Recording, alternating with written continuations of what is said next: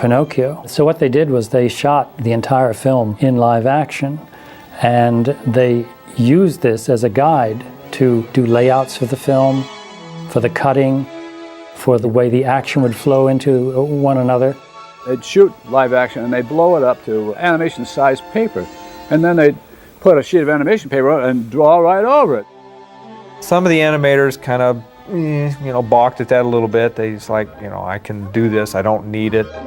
If the live action was good, well, I used it, and if it wasn't, I didn't use it. And I'd use the best parts of it, and I'd use it to help me enhance something, But I still didn't like to use it.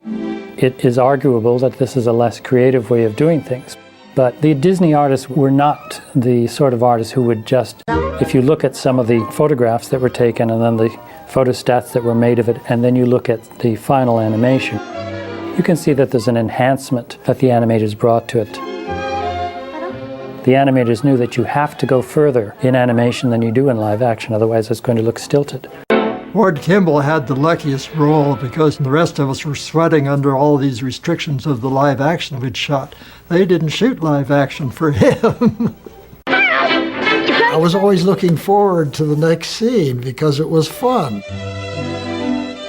It took us around 2 years to do it with all the experimental work in story and shooting the live action and that.